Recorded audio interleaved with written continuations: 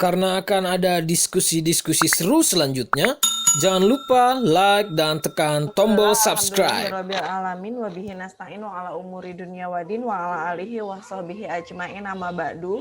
Selamat malam, salam sejahtera dan salam sehat untuk semuanya. Bapak Ibu, terima kasih dan apresiasi yang setinggi-tingginya telah berkenan bergabung dalam ngaji filsafat seri ke-26.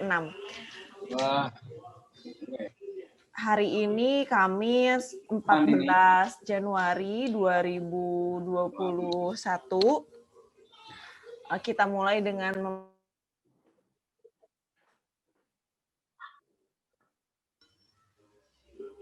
ya. Cek Kang Yayan, ada suaranya Kang? Jelas Teh, jelas. Oke. Bapak Ibu sekalian, bahwa kegiatan diskusi filsafat ini terselenggara tadi ya atas kerjasama Genial ID dengan dari lembaganya Kang Iqbal Hasanuddin selaku Direktur Eksekutif Lembaga Studi Agama dan Filsafat. Pertemuan kali ini Bapak Ibu sekalian, kalau di malam Jumat lalu Pak Sadikin mohon untuk bisa Oke. Pertemuan sebelumnya kita membahas tentang teorinya McIntyre dan kali ini kita akan membahas mengenai Charles Taylor, keadilan distributif dan teori perbedaan yang akan membuka cakrawala diskusi kita pada malam hari ini. Sebagaimana kita ketahui, Bapak Ibu, bahwa Charles Taylor ini seorang filsuf yang memiliki jangkauan penelitian dan refleksi sangat luas, mulai dari filsafat politik, kemudian filsafat ilmu-ilmu sosial, sejarah filsafat, dan seorang filsuf juga yang memiliki jangkauan penelitian dan refleksi sangat luas. Ini menghasilkan karya. Salah satu karyanya adalah Philosophy and Human Science, Philosophical Papers. Taylor ini menggugat juga tentang teori of justice-nya dari John Rawls gitu ya. Yang kemudian Taylor ini menilai bahwa John Rawls telah salah mendefinisikan soal justice secara antroposentris gitu ya, sehingga Rawls hanya membahas pada tingkat epistemologis seakan-akan memang arti keadilan ini sama secara universal, tapi tidak demikian menurut Taylor. Nah, apa yang kemudian membuat kritiknya, lalu bagaimana juga relevansinya dengan saat ini soal keadilan begitu ya, yang selalu menjadi diskursus yang tak pernah usai. Nah, untuk membahasnya sudah hadir di tengah-tengah kita narasumber. Yang pertama adalah ada Mbak Naya. Mbak Naya, selamat malam. Selamat malam. Terima kasih Mbak Naya sudah bergabung di kajian filsafat malam Jumat ini, dan Mbak Naya menjadi salah satu narasumber pertama kali mendampingi Kang Iqbal Hasanuddin. Lalu kemudian yang kedua ada Kang Iqbal. Kang Iqbal, selamat malam. Ya, selamat malam, Neni. Oke, terima kasih Kang Iqbal. Barangkali Bapak Ibu sekalian, yang pertama yang akan menyampaikan paparannya adalah Mbak Naya. Mbak Naya, saya itu tadi searching begitu ya, soal Charles Taylor ini, ternyata saya itu membuka tulisannya Mbak Naya juga. Soal keadilan distributif menurut Charles Taylor, yang itu tuh Mbak Naya di webnya Falsafah Kita. Nah, aku tuh baca tulisannya Mbak Naya. Dan keren banget, memberikan pencerahan yang luar biasa sekali. Jadi ternyata referensinya udah langsung Mbak Naya nih.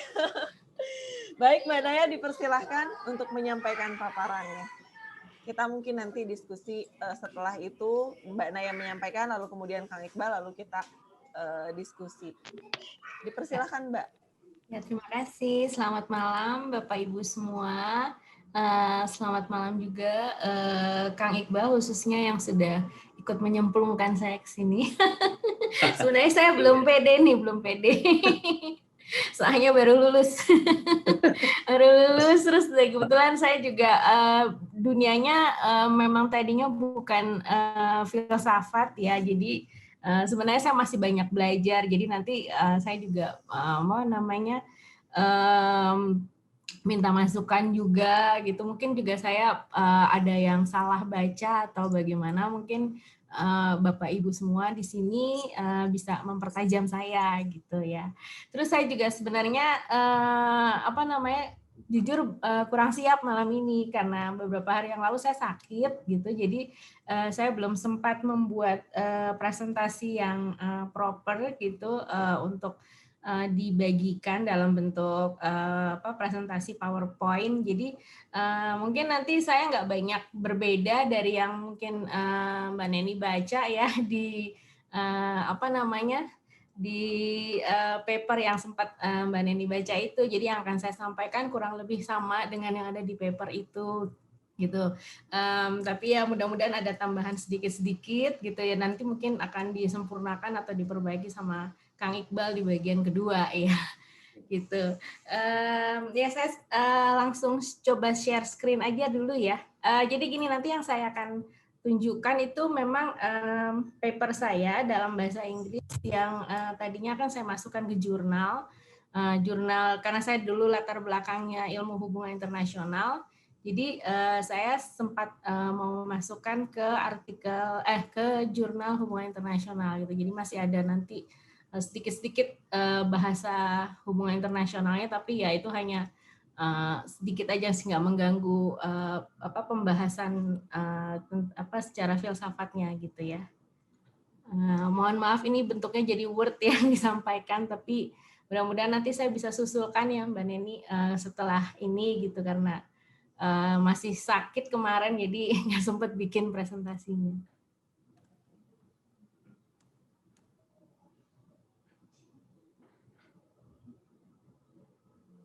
Apakah sudah terlihat? Sudah terlihat, Mbak. Oke, ya. Memang yang kita akan bahas itu mengenai arti keadilan gitu ya. Sederhananya seperti itu, arti keadilan menurut Charles Taylor itu seperti apa sih gitu ya. Kemarin saya latar belakangnya mengenai para pemikir komunitarian ya, udah sampai McIntyre segala, terus siapa lagi sebelumnya ya, Michael Walzer juga udah dibahas ya kalau nggak salah. Jadi saya yakin Bapak Ibu di sini teman-teman sudah bisa sudah kenal kira-kira posisinya para pemikir bagikan ini. Saya mencoba ingin menekankan bagaimana Charles Taylor itu memandang manusia, gitu ya. Seperti tadi di pengantar oleh Mbak Neni sudah disampaikan bahwa Taylor itu dan yang sepengetahuan saya juga liberal gitu ya, diantaranya yang paling dikenal dan memang kalau nggak salah itu quote unquote perkumpulan para pemikir komunitarian ini memang mereka mengcounter gitu pandangannya John Rawls gitu ya, yang paling utama itu.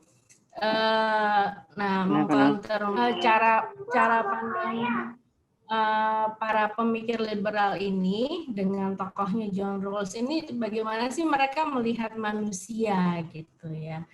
Sebenarnya sederhananya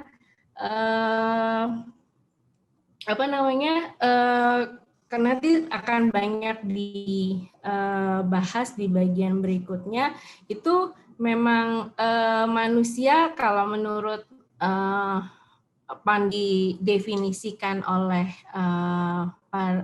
pemikir liberal itu mereka seakan-akan dianggap sebagai atom gitu ya. Kalau misalnya kita ingat pelajaran kimia gitu, mereka tuh dianggap sama aja gitu. Kita ya ini cuma bola-bola kecil gitu ya. Saya membayangkannya seperti itu yang ada dalam sebuah kumpulan dan itu dianggap semua sama. Nah, ini yang ditentang. Nah, itulah saya di paper ini saya mengangkat judul Holistic Individualism. Jadi bagaimana Taylor, yang pertama, suaranya berdengar ya? cara mengisi. Bentar Mbak, aku mute dulu Mbak yang bicara. Tiba-tiba dua suaranya. Oke.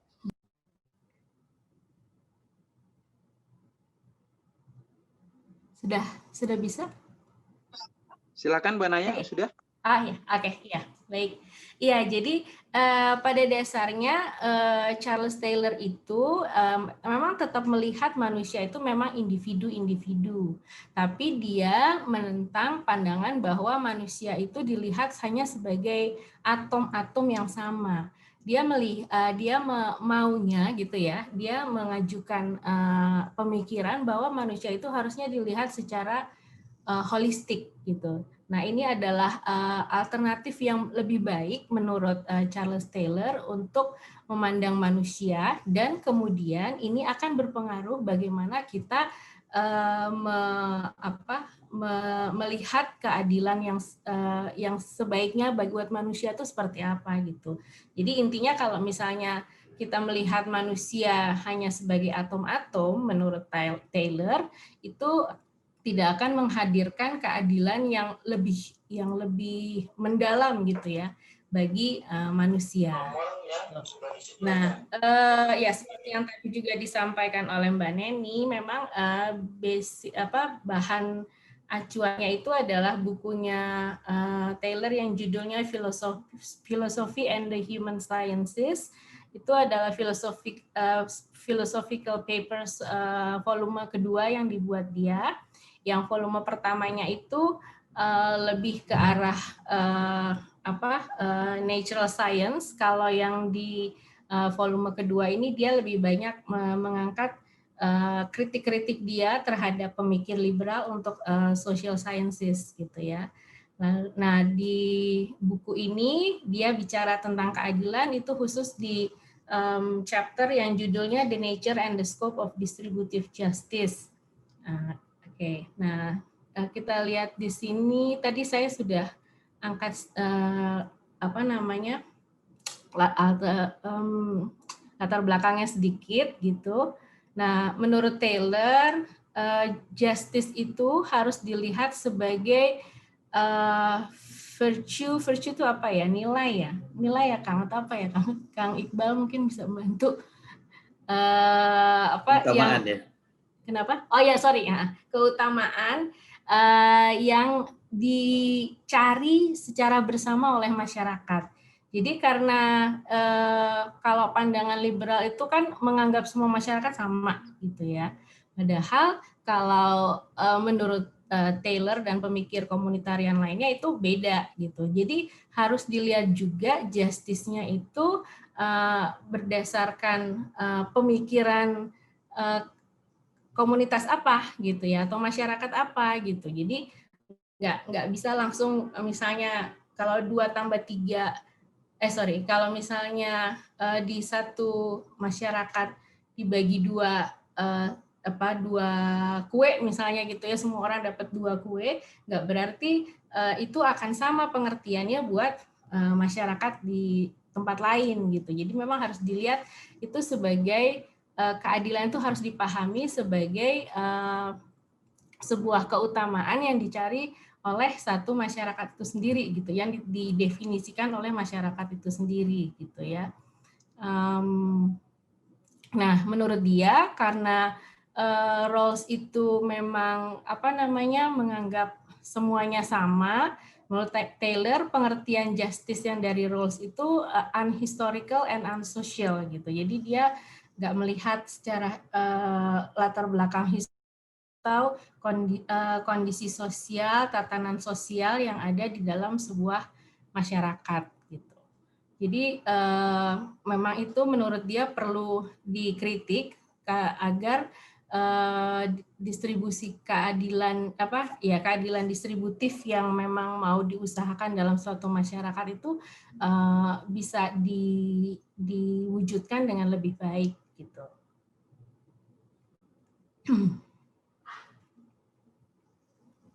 Nah, kalau pengenalan Taylor sendiri tadi sedikit sudah diangkat ya sama Mbak Neni. Charles Taylor itu sudah sepuh, masih hidup. Terakhir saya karena menulis disertasi tentang beliau, jadi saya sempat menghubungi beliau tahun lalu tuh masih bisa email-emailan gitu ya. Umurnya sekarang kalau kita lihat dari umurnya di sini dia lahir 5 November 1931, jadi sekarang 89 ya, hampir 90 tahun gitu. Tapi setahu saya tahun 2020 pun beliau masih mengeluarkan buku gitu. Jadi rajin banget ya. Ya seperti yang dibilang sama Mbak Neni juga gitu. Dia memang bidang kajiannya tuh luas gitu. Jadi filsafatnya bukan cuma hanya filsafat manusia atau filsafat politik aja gitu, tapi dia benar-benar multidisipliner gitu ya perhatiannya. Nah, berkaitan dengan keadilan ini dan tadi kan saya juga mengaitkan pandangan dia tentang manusia, maka buku yang melatar belakangi dari pengertian keadilan distributif dari Taylor adalah buku The Sources of Self. The Sources of Self ini adalah buku yang ditulis oleh Taylor yang menjelaskan bagaimana manusia itu sederhananya ya, bagaimana manusia itu tidak bisa dilihat sama seperti yang tadi merupakan kritik dia terhadap pemikir liberal, harus dilihat secara historis dia seperti apa, harus dilihat juga sosialnya seperti apa, dan itu tidak bukan hanya dilihat misalnya oh dia orang Batak misalnya katakan gitu ya udah orang Batak tuh pasti A B C D E gitu. Nggak bisa begitu menurut dia. Tetap harus dilihat juga, oke, dia Batak tapi ibu bapaknya dua-duanya Batak apa enggak gitu. Terus kemudian dia tinggalnya di mana? Apakah dia hanya tinggal di Medan atau dia memang lahirnya di Papua? Gitu. Apa itu harus benar-benar diperhatikan. Kenapa beliau sedemikian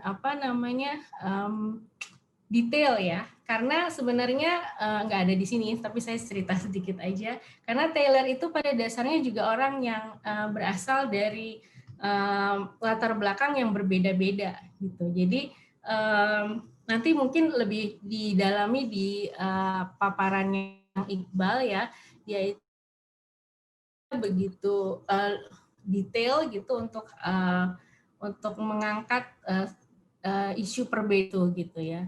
Makanya beliau juga adalah salah satu tokoh multikulturalisme. Jadi dia bukan hanya pemikir, tapi juga terjun ke politik gitu ya di Kanada. Dia sempat berkarir juga secara politik gitu dan masih dimintai pendapatnya sampai detik ini gitu dalam pemerintahan Justin Trudeau sekarang gitu ya. Jadi memang dia secara praktek pun sangat concern terhadap isu-isu keragaman, perbedaan, dan sebagainya gitu. Karena memang detail-detail itu menurut dia penting ketika kita memahami manusia gitu, untuk bisa saling menghargai satu sama lain gitu. Nah dia sendiri campuran. Jadi kalau saya nggak salah itu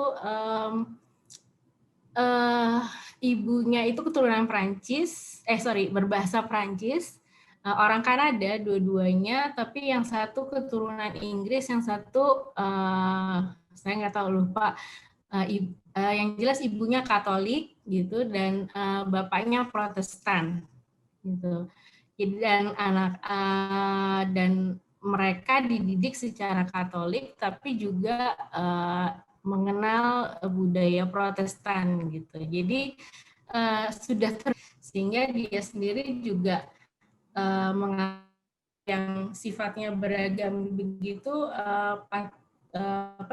penting untuk dijaga gitu. Jadi memang dari sisi latar belakangnya dia sendiri sangat kuat tentang keragaman, tentang perbedaan, juga tentang detail bagaimana kita tidak bisa menganggap kita langsung masuk saja ke dalam ininya ya, debatnya.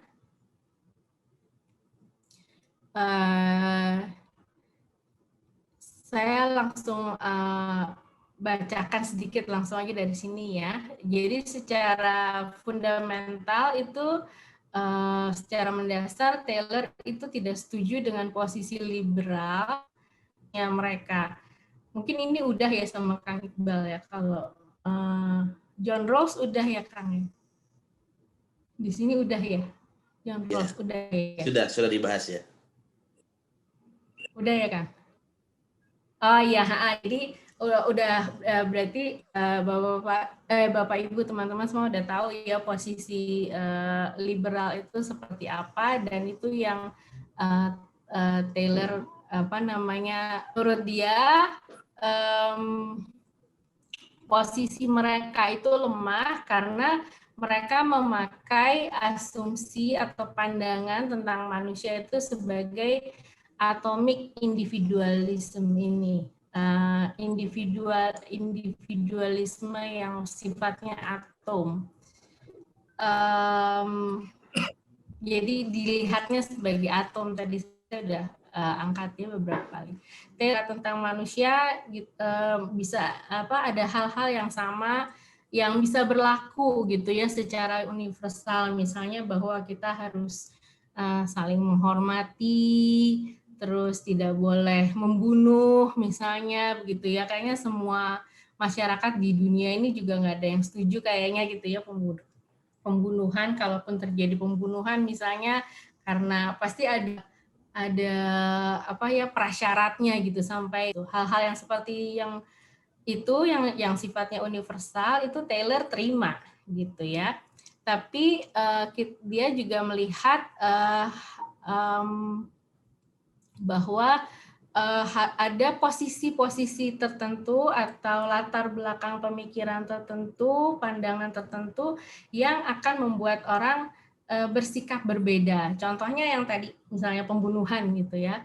Semua setuju pembunuhan itu tidak baik gitu ya. Pembunuhan itu jahat dan sebagainya. Tapi mengapa pembunuhan masih terjadi misalnya gitu ya. Katakanlah hukuman mati deh, nggak usah pembunuhan ya. Kenapa hukuman mati bisa diterima di masyarakat yang ini dan tidak di masyarakat yang itu? Lalu ada mungkin pandangan juga kan, ada pandangan yang setuju dan tidak setuju, itu semua ada posisi-posisinya sendiri gitu ya. Dan hal-hal yang seperti itu menurut Taylor harus diperhatikan. Jadi kita nggak bisa langsung bilang jahat, oke jahat gitu, tapi ada hal-hal yang melatar belakanginya itu harus tetap diperhatikan gitu ya. Oke, dan karena itulah ada perbedaan antara pandangan Taylor dan Rawls mengenai keadilan juga gitu. Mungkin biar nggak terlalu lama ya, nanti ini akan saya coba sarikan aja di dalam presentasi. Saya langsung masuk ke sini aja nih, ada bagan yang saya buat. Itu sifatnya membandingkan. Nah, ini.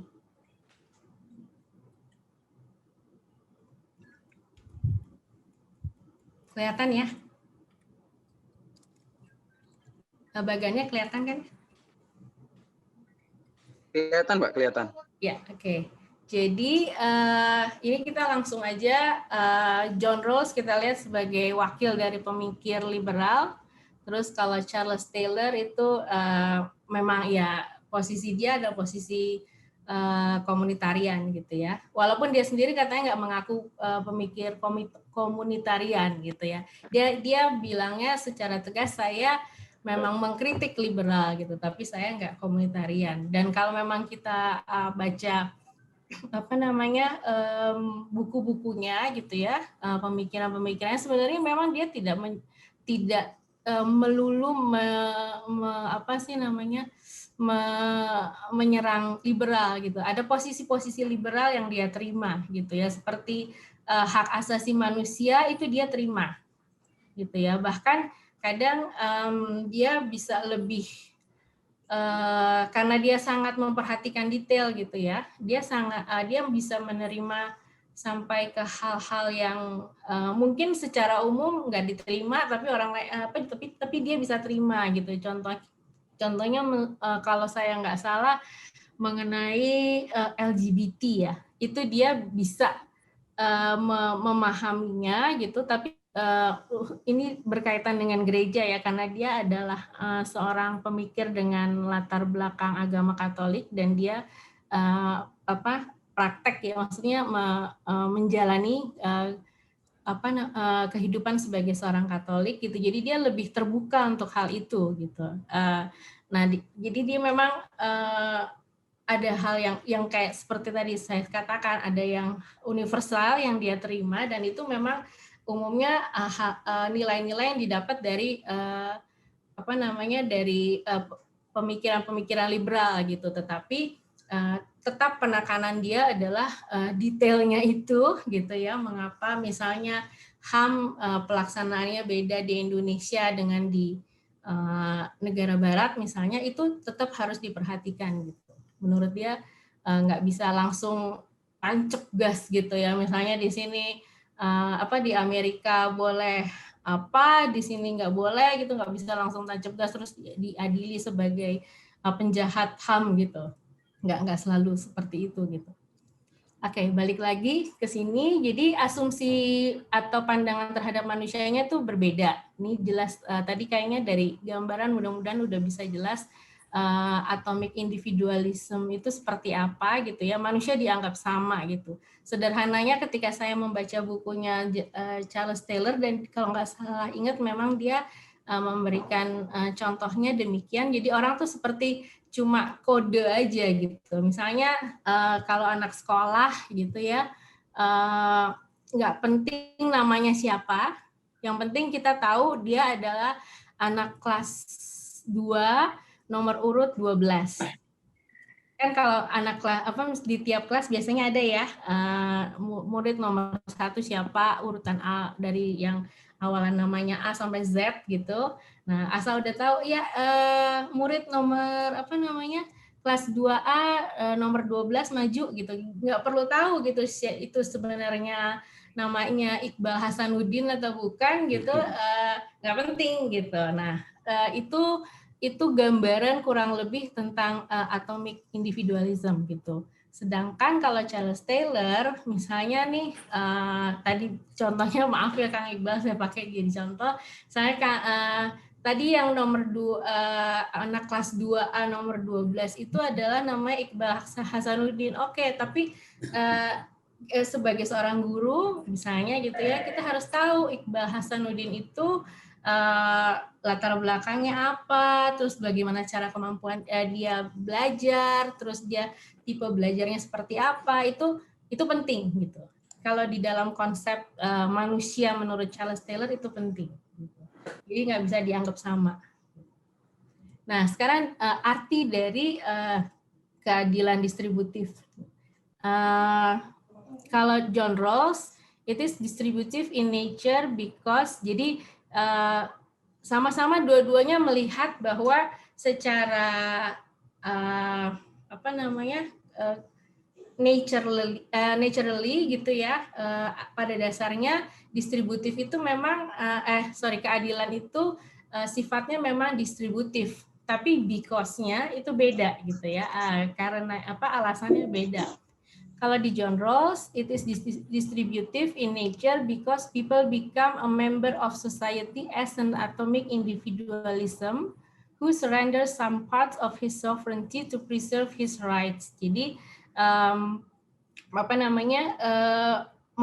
mungkin dari sesi-sesi sebelumnya sudah dibahas. Jadi kalau dalam pandangan liberal itu kan ada kontrak sosial ya namanya. Nah, kontrak sosial itu semua manusia tuh dianggap sama, datang menyerahkan sebagian hak pribadinya untuk menjadi bagian dari sebuah masyarakat gitu. Nah, pada saat dia quote unquote taken kontrak gitu ya, misalnya kita sudah memilih jadi WNI misalnya, maka semuanya tuh dianggap sama gitu ya. Kondisi kita, mau kita latar belakangnya apa kek, mau kita kaya, miskin atau apa, itu udah dianggap hilang, karena dengan begitu kita mendapat definisi baru tentang diri kita gitu sebagai bagian dari masyarakat itu, di mana kita sudah quote unquote taken kontrak gitu. Nah, sedangkan dalam pandangan Taylor, keadilan itu pada dasarnya memang bersifat distributif karena masyarakat itulah yang mendefinisikan bagaimana yang namanya adil di dalam komunitas itu, di dalam masyarakat itu. It is society that decide what are the aims of their community. Jadi mereka punya tujuan apa gitu ya. Yang namanya keadilan sosial menurut masyarakat Indonesia belum tentu sama dengan yang misalnya masyarakat di Selandia Baru, atau bahkan bukan hanya masyarakat Indonesia dengan negara lain, tapi misalnya mungkin dalam masyarakat Jawa pengertian keadilan itu beda dengan misalnya di masyarakat Sunda atau di masyarakat Minahasa atau di masyarakat Papua dan sebagainya gitu. Jadi aims-nya itu yang penting, tujuan gitu ya. Ini memang Taylor memang sangat kuat dengan pemahaman teleologis, jadi memang dia harus melihat segala sesuatu itu ada tujuannya gitu. Nah, termasuk masyarakat. Masyarakat dibentuk juga ada tujuannya, dan tujuannya itu khas gitu ya. Tiap masyarakat bisa beda gitu. Walaupun misalnya katanya tujuannya sama, keadilan sosial, tapi pengertian keadilan sosial menurut masyarakat Dayak itu belum tentu sama dengan keadilan sosial dengan masyarakat suku anak dalam misalnya, atau masyarakat Bali dan sebagainya gitu. Jadi harus dilihat detailnya itu gitu ya. Jadi yang dinamakan distributif pun ya akan beda gitu. Misalnya mungkin ada dalam masyarakat yang mungkin sifatnya kayak komunis gitu, kepemilikan bisa sama semua ya, that's okay gitu for that society gitu. Tapi kalau di masyarakat lain belum tentu gitu. Jadi Taylor itu tidak termasuk orang yang anti pada yang namanya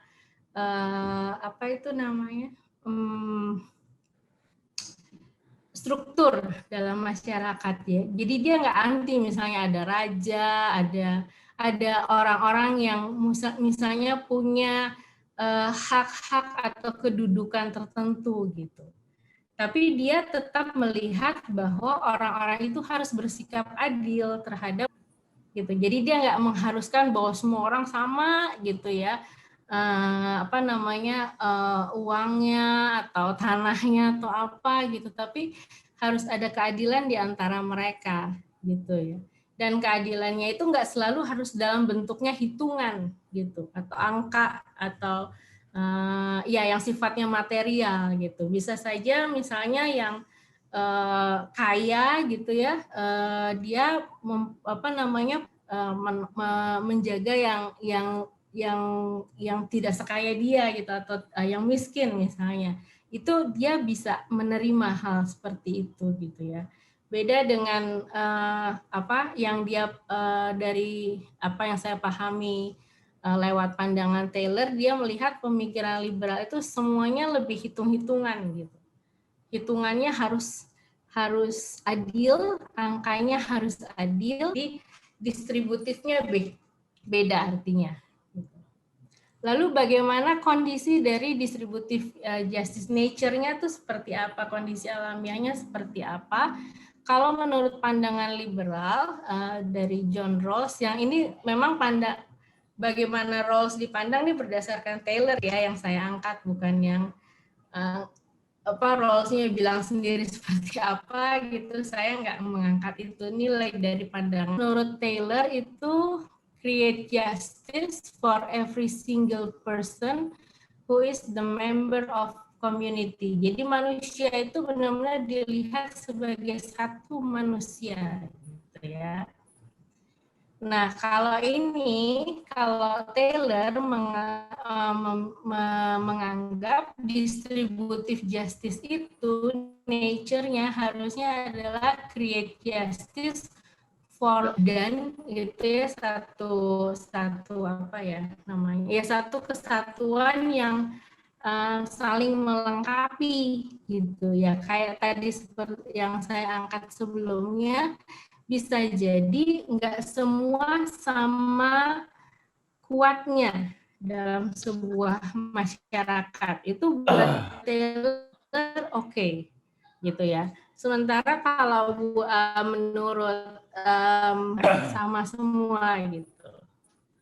Lalu kalau skopnya, karena itu bisa jelas di Rawls itu individual, sementara di Taylor itu community. Skopnya itu adalah community. Dan prinsipnya kalau Rawls itu harus adil dan setara gitu ya. Ya kayak tadi angkanya harus jelas gitu. Sederhananya kalau saya kalau kamu dapat 3, saya dapat 2 nggak apa-apa karena selisihnya dikit gitu. Tapi nggak bisa misalnya 11 sama 7 gitu, jauh banget gitu ya. Nggak equal gitu dan nggak fair gitu. Sementara kalau di Taylor itu adalah equal fulfillment and distribution. Jadi misalnya ada 20 yang mau dibagi, ini saya menyederhanakan aja ya, karena saya juga memang nggak pinter-pinter. Misalnya ada 20 gitu, katakanlah 20 kelereng yang terbagi, buat dia nggak masalah gitu untuk Taylor, untuk misalnya ada perbedaan, ada yang punya 8, ada yang punya 6, ada yang punya 3, ada yang punya 2. Asalkan tidak yang punya 8 menjajah yang 2 gitu. Misalnya seperti itu. Jadi sendiri oleh yang memiliki banyak gitu. Itu dia memang lebih melihat community itu sifatnya share gitu ya, among them gitu. Jadi apa-apa dibagi walaupun pemilikannya tidak harus sama rata gitu. Beda dengan yang di Rawls, itu harus ditegaskan gitu karena harus fair dan harus equal. Jadi di angkanya pun tidak ada penumpukan gitu ya. Kalau Taylor masih mungkin itu, tapi bukan berarti juga yang punya banyak jadi kemudian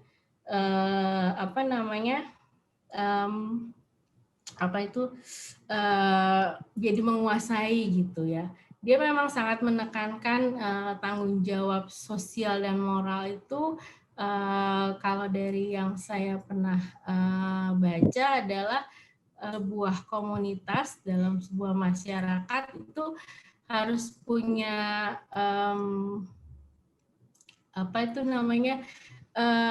hati nurani gitu ya.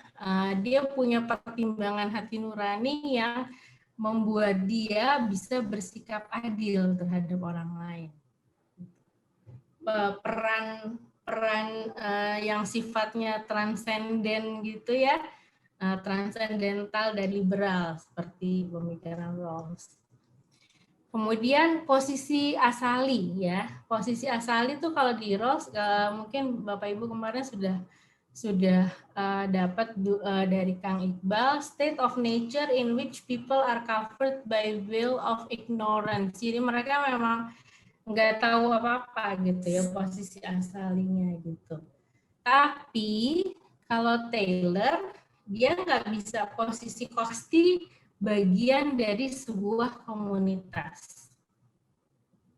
Tapi yang pasti juga dia mungkin bukan, sorry, yang pasti juga biasanya manusia tuh nggak cuma satu komunitas tertentu gitu. Kayak misalnya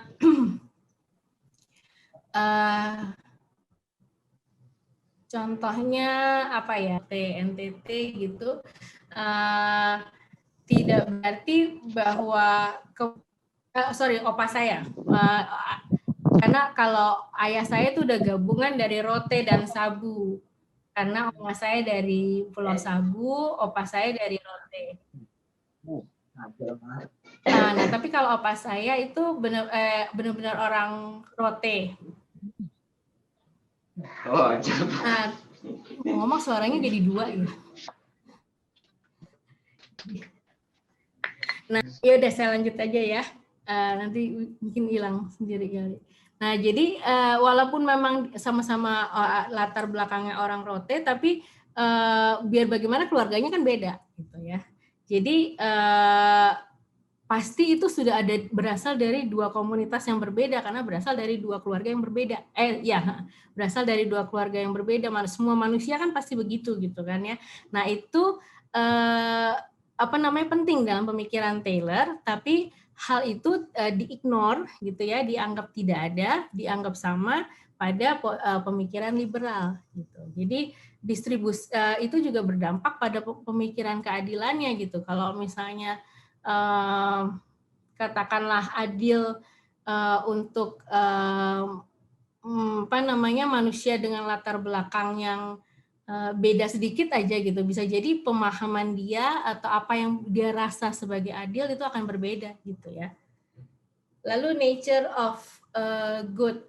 Nah, kalau apa yang dianggap sebagai sesuatu itu memang kalau di pemikiran tadi saya sudah sedikit angkat, itu harus cenderung bersifat materialis, materi gitu ya, sesuatu yang bisa dilihat kasat mata, bisa dipegang, bisa dipahami oleh panca indera gitu ya. Sedangkan kalau dalam pemikiran Taylor itu tends to be values, jadi nilai-nilai yang dianggap sebagai tujuan bersama dari sebuah komunitas gitu.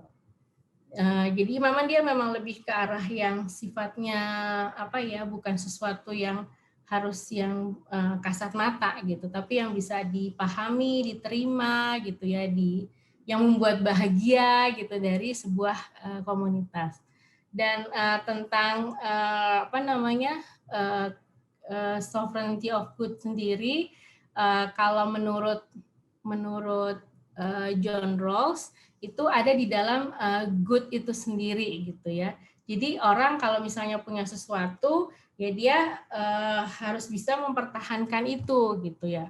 Tetapi kalau di dalam pemikiran Taylor, one get it from sources outside of oneself. Jadi karena dia sangat memperhatikan, Taylor itu sangat memperhatikan latar belakang orang, bagaimana identity seseorang itu terbentuk bukan hanya pada dirinya sendiri gitu. Jadi dia bisa dapat tentang sesuatu itu juga memahaminya bukan berasal dari pengertian dia sendiri terhadap sesuatu benda atau barang atau keadilan itu sendiri, tapi dia dapat dari latar belakang dia gitu ya.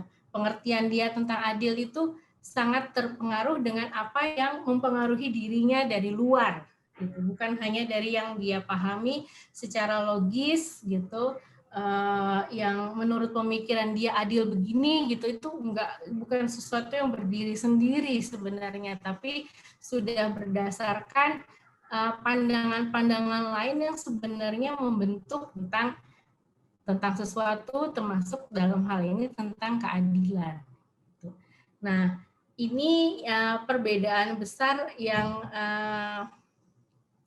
merupakan kritik Taylor, sekaligus juga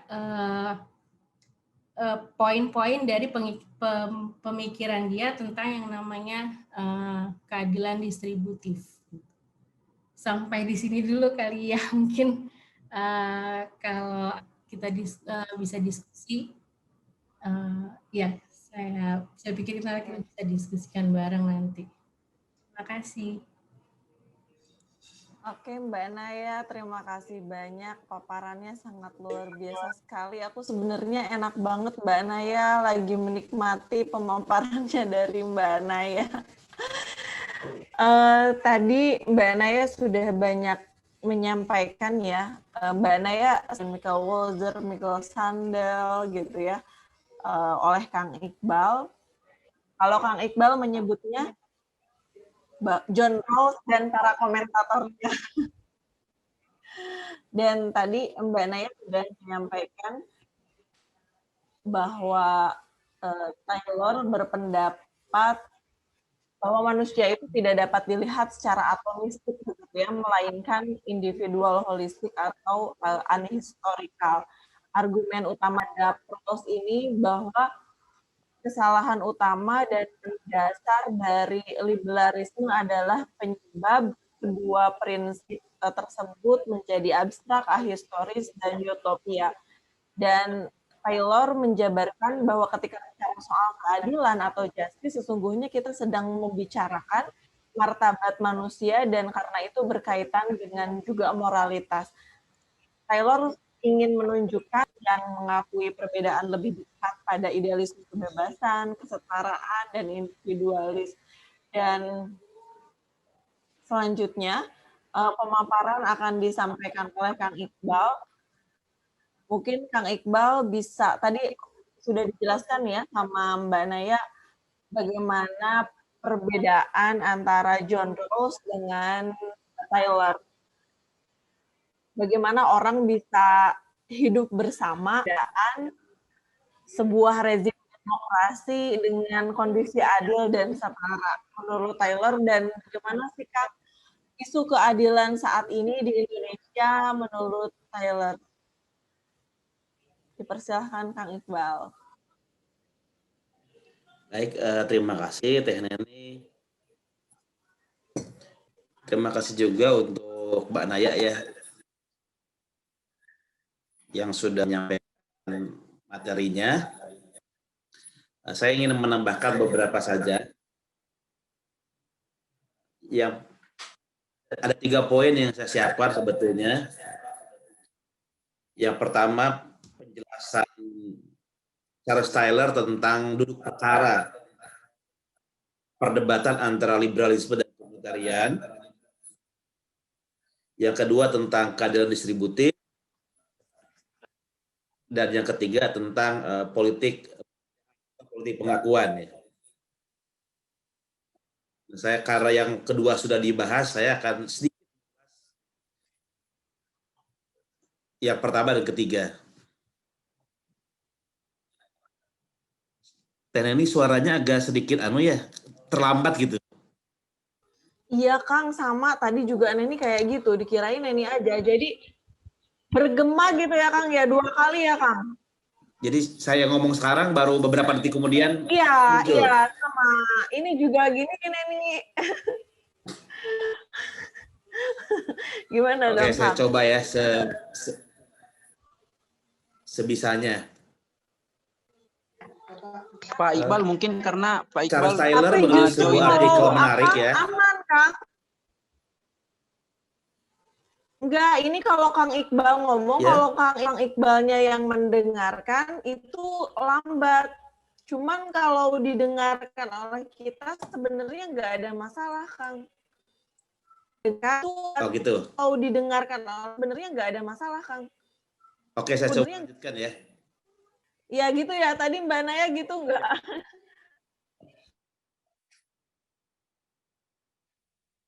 Oke, jadi ada satu tulisan menarik dari Charles Taylor. Halo, tes. Kang, ada. Silahkan lanjutkan, jelas kok.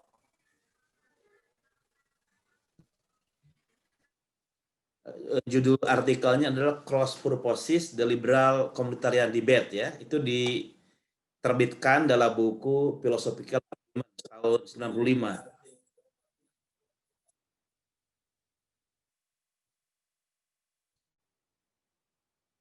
Teh Neni hampir berbeda 30 detik nih suaranya antara ngomong dengan suaranya muncul ini.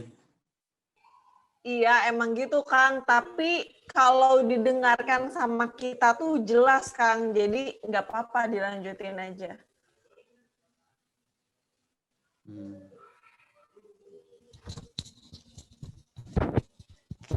Iya, Oke, sama Neni di juga artikel gitu itu, tadi pas ngobrol. sebentar.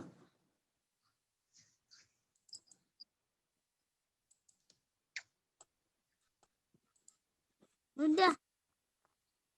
Enggak, udah.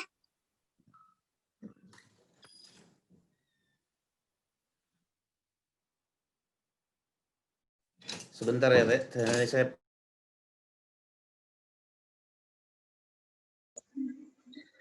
Dari Banjarmasin terdengar lancar dari Pak Irfan, Pak Iqbal.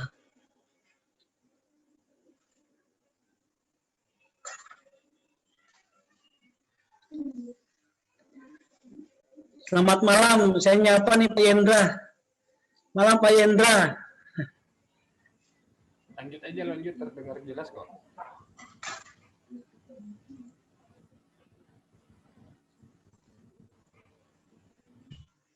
Banyak keluar ini. Tapi Ya. Halo, tes sudah bisa di. Udah, Kang. Oke, saya lanjutkan coba ya. dimatikan aja videonya, Kang. Oke. Jadi di artikel itu Charles Taylor menjelaskan duduk perkara perdebatan antara kaum liberal dengan komunitarian ya. Kaum liberal ini kita bisa sebut satu persatu, misalnya John Rawls, Ronald Dworkin, Thomas Nagel, dan lain sebagainya ya. Sementara para pemikir komunitarian itu yang sudah kita bahas, ada Michael Sandel, McIntyre, dan Michael Walzer ya. Menurut Taylor, ada dua duduk perkara dalam perdebatan itu. Yang pertama adalah tentang pandangan ontologis tentang diri atau individu ya. Yang kedua adalah sikap moral atau sikap politis. Nah, dalam perdebatan itu kadang orang mencampur adukan persoalan seolah-olah satu sama lain itu bercampur ya, padahal sebenarnya ada dua persoalan yang diperdebatkan. Misalnya buku Michael Sandel yang sudah kita baca ya, Liberalism and the Limits of Justice, itu membahas tentang ontologi diri, tentang manusia itu apa sih sebetulnya gitu.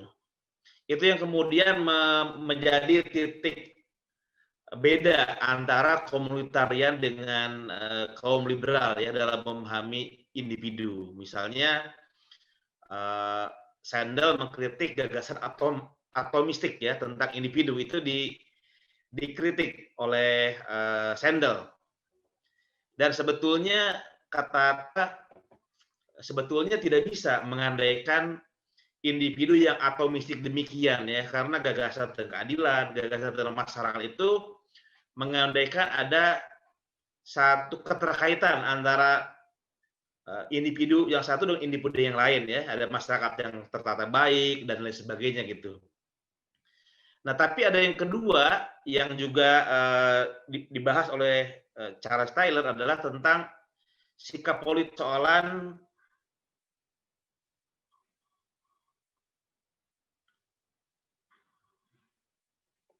apakah dalam penataan masyarakat ya, mengembangkan masyarakat, menentukan norma-norma, apakah prioritas harus diberikan kepada hak dan kebebasan individu atau kepentingan bersama gitu. Jadi perbedaannya di sini ya, ada yang mengatakan yang paling utama adalah kepentingan bersama. Individu harus mengalah kepada kolektivitas gitu ya. Sementara yang mengatakan itu berpotensi untuk melanggar kebebasan kalau dibiarkan kolektivitas itu menentukan apa yang baik, apa yang dicapai oleh individu, itu bisa menjadi pelanggaran terhadap kebebasan. Karena itu liberalisme memilih yang pertama ya, bahwa dalam menentukan atau dalam menata masyarakat, maka dasarnya harus berangkat dari prinsip hak dan kebebasan individu. Tidak pernah boleh masyarakat dibentuk, ditata dengan satu aturan yang melanggar hak dan kebebasan individu gitu ya. Jadi ini dua hal yang berbeda yang dibahas oleh eh, komunitarian dengan liberalisme yang satu sama lain sebetulnya saling menjelaskan gitu ya. Dan tentu Charles Taylor memberikan semacam sama tadi ya kritik ya, pandangan atomistik ini tidak bisa dipertahankan dalam melihat masyarakat karena bagi Charles Taylor manusia itu ya zoon politikon ya, sebagai seorang pemikir republikan atau komunitarian dia mengacu kepada gagasan Aristoteles bahwa manusia itu pada dasarnya zoon politikon. Dia untuk survive, untuk bisa mengembangkan keutamaan-keutamaannya tidak bisa sendiri. Dia butuh masyarakat. Bahkan bagaimana manusia mendefinisikan dirinya itu tidak jatuh dari langit ya, tapi dia berproses, berdinamika dengan lingkungannya, dengan orang tua, dengan masyarakat, dengan tetangga gitu. Sehingga pengandaian tentang individu atomistik itu sebetulnya tidak real dan juga sulit diterima gitu ya dalam kenyataannya gagasan seperti itu oleh Charles Taylor gitu. Dan tapi Charles Taylor mengatakan pandangan atomistik dari kalangan liberal itu tidak bisa diterima, tapi bukan berarti kemudian kita dengan mudah mengatakan menolak ya pandangan kaum liberal yang mengasumsikan bahwa prinsip hak dan kebebasan itu harus diutamakan ketimbang kepentingan kolektif. Karena ini juga satu gagasan yang berkembang dalam konteks masyarakat kontemporer di mana kebebasan individu sesuatu yang dianggap bernilai penting ya, dan kalau itu tidak dijaga maka berpotensi tadi melanggar hak dan kebebasan individu. Jadi Charles Taylor masih mengatakan tidak harus kalau seorang kemudian menjadi liberal dan tidak atomistik itu kemudian menolak kemungkinan untuk mendahulukan kebebasan dan hak individu di atas kolektivitas. Banyak pemikir liberal seperti misalnya Kim Lika dia disebut gitu ya. Kemudian John Rawls belakangan merevisi gagasannya sudah mengakui tentang konsep subjek yang lebih holistik seperti tadi Mbak Naya katakan, tapi tetap mereka tidak mau mensubordinasikan individu terhadap kolektivitas karena dengan mensubordinasikan individu terhadap kolektivitas itu berpotensi terjadi penindasan. Jadi harus selalu pijakannya kebebasan dan hak individu dalam rangka kemudian menciptakan masyarakat yang adil sehingga dalam keadilan itu setiap orang bisa mendefinisikan tujuan hidupnya seperti apa, mencari sumber daya yang tepat untuk memastikan tujuan itu terpenuhi gitu.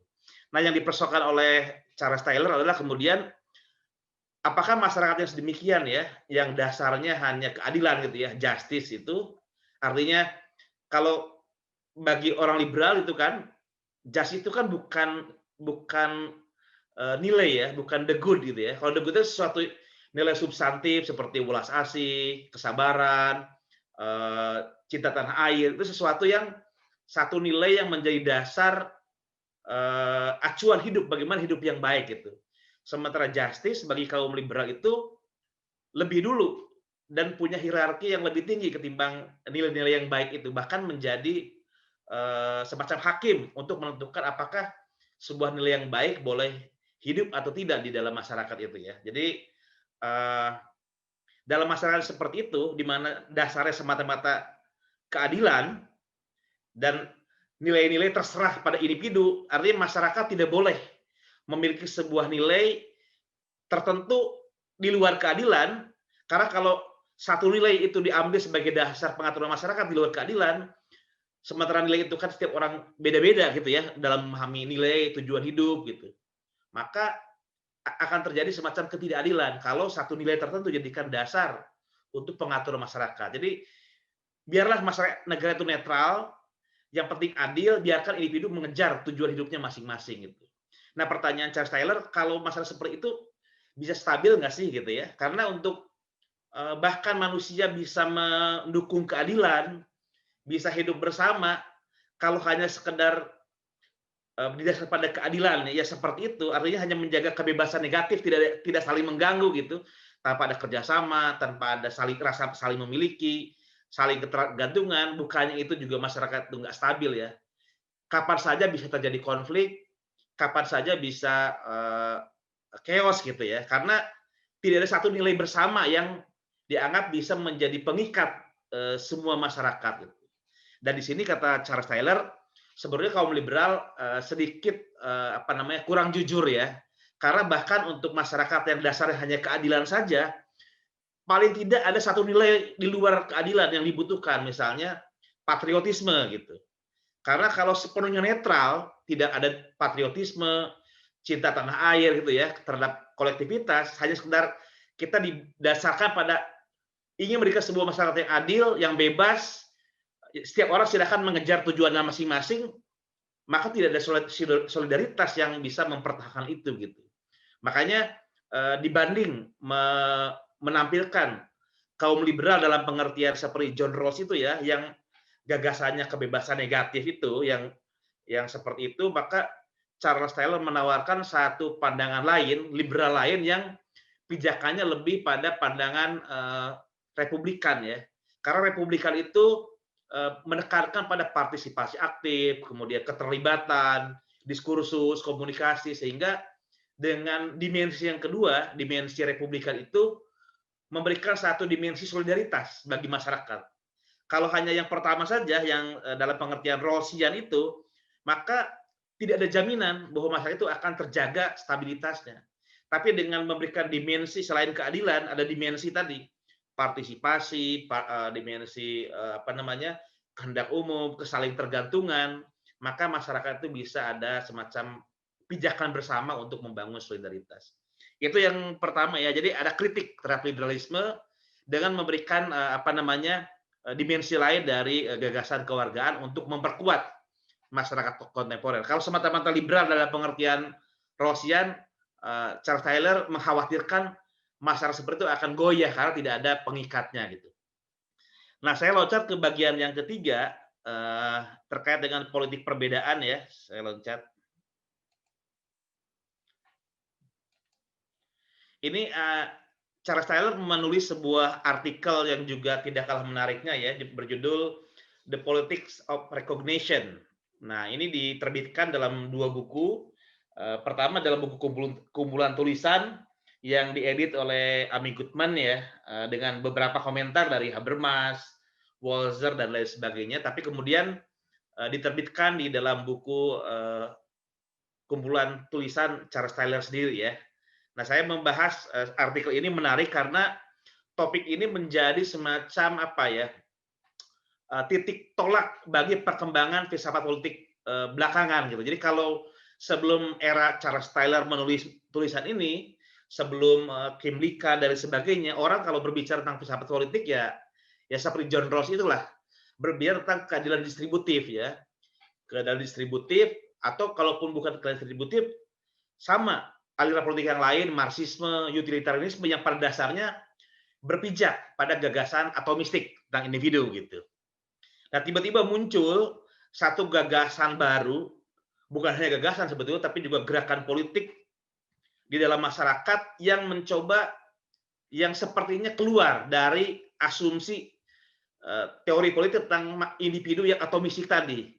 Tapi ini sebuah gerakan yang berpijak pada komunitas, pada kelompok yang tujuannya bukan lagi berbicara tentang seperti yang dibayangkan ya, misalnya perlakuan yang sama itu artinya tidak boleh ada diskriminasi, maka identitas kita orang itu sebagai manusia yang sama, tidak boleh memperhatikan latar belakang jenis kelaminnya, agamanya, etnisnya, warna kulitnya. Karena kalau kita berrelasi dengan orang, mempertimbangkan semua tadi ya, identitasnya, warna kulit, bahasa, etnisitas, aksen, jenis kelamin, orientasi seksual, maka sudah pasti kita akan melihat perbedaan, bukan persamaan. Padahal yang diharapkan dari sebuah masyarakat yang adil itu kan memperlakukan orang secara sama, karena asumsinya sikap adil itu adalah memperlakukan manusia sebagai personal moral yang bebas dan setara gitu.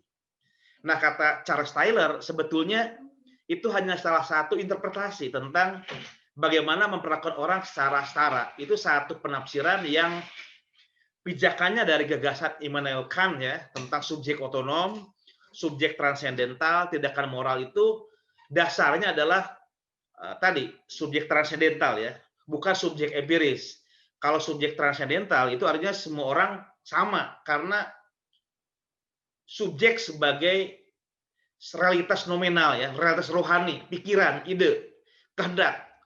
Sementara subjek empiris jadi sudah yang ada unsur jasmaninya, ada kebangsaannya, ada jenis kelaminnya, ada emosi, ada fisiknya, tinggi, rendah dan lain sebagainya gitu.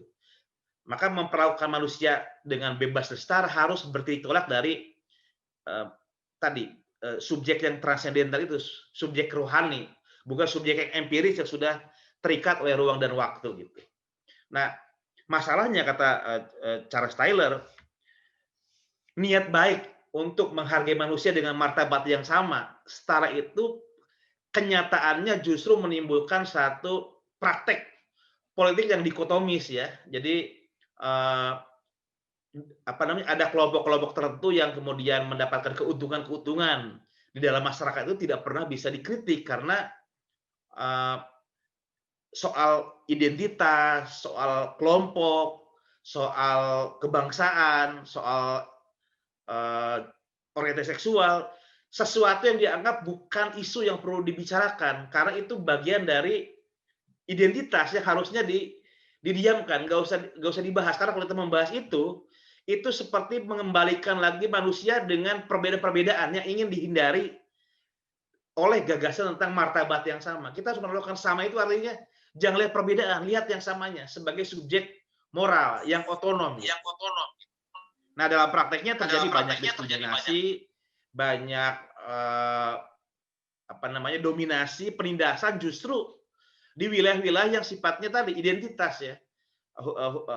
Relasi patriarkis antara laki-laki perempuan menjadi korban. Itu sesuatu yang sifat identitas ya, sesuatu yang fenomenal gitu. Kemudian warna kulit. Nah, eksploitasi orang-orang kulit hitam dalam dunia pekerjaan oleh orang kulit putih itu juga berdasarkan pada identitas. Kemudian penjajahan antara satu bangsa dengan bangsa lain juga identitas gitu. Jadi berbicara tentang politik, kalau semata-mata berbicara tentang martabat manusia dalam pengertian tadi ya sebagai subjek otonom, maka itu kita berpotensi mengabaikan penindasan pada wilayah yang subjek empiris, manusia yang senyatanya bukan manusia yang seharusnya gitu. Makanya muncul refleksi filosofis yang disebut sebagai politics of recognition bahwa berbicara tentang justice tidak bisa lagi dalam kerangka tadi ya seolah-olah dalam menara gading original possession atau dalam konteks subjek transendental, tapi harus betul berangkat dari situasi empiris, situasi nyata terjadi penindasan. Dari situlah kemudian dibuat refleksi tentang bagaimana ketidakadilan itu muncul dan bagaimana untuk memastikan keadilan adalah dengan cara justru bukan pura-pura nggak ada perbedaan. Kalau menganggap perbedaan itu tidak ada, maka penindasan akan terjadi selamanya secara sistematis.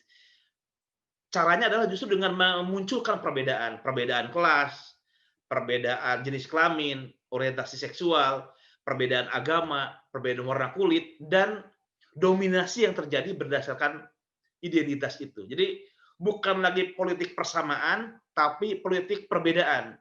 Politik untuk mengakui perbedaan. Dan dalam perbedaan itulah orang kemudian diperkenalkan untuk bisa menampilkan dirinya, menginklusi dirinya, sehingga penindasan itu, ketidakadilan sebagai penindasan itu bisa diatasi dengan cara tadi.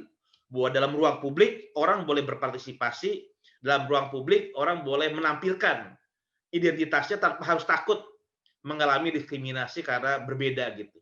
Jadi ini satu pandangan lain yang cocok ya dengan tadi gagasan Charles Taylor tentang masyarakat republikan yang menekankan pada partisipasi, menekankan pada yang politis gitu ya. Karena kalau kita berbicara tentang keadilan distributif dalam pengertian kayak John Rawls, itu masyarakat itu seperti depolitisasi ya. Seolah identitas itu tidak bermasalah gitu. Yang bermasalah itu antara orang kaya, orang miskin, orang yang punya pekerjaan, nggak punya pekerjaan, orang yang bisa jadi anggota DPR, ada yang nggak bisa jadi anggota DPR, seolah-olah hanya problem ketidakadilan yang bersifat material, dan solusinya adalah ya redistribusi kekayaan. Jadi justice dipahami sebagai ketidakadilan distribusi gitu. Padahal dalam banyak kasus, dalam real politik, justru injustice itu terkait dengan identitas. Jadi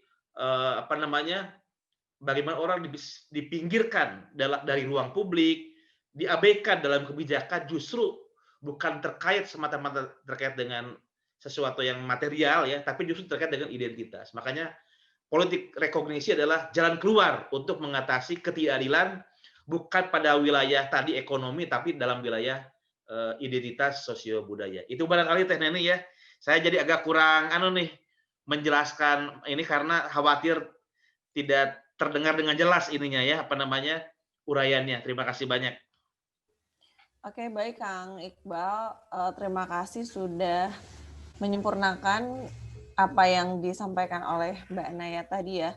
Dan Kang Iqbal menyampaikan bagaimana kembali menjernihkan duduk perkara debat liberalisme, komunitarianisme, kemudian masalah ontologi diri individu, sikap moral atau politik, kemudian kritik komunitarianisme terhadap paham atau mistik tentang diri yang tadi sudah banyak disinggung oleh Mbak Naya dan tercerahkan sekali. Kemudian solidaritas dalam masyarakat liberal, bagaimana juga gagasan keadilan distributif begitu ya, lalu soal martabat manusia dan soal tadi politik perbedaan merujuk pada artikelnya The Politics of Recognition. Baik Bapak Ibu sekalian, selanjutnya saya yang hendak mempertanyakan mengenai gagasan Tyler, dipersilahkan.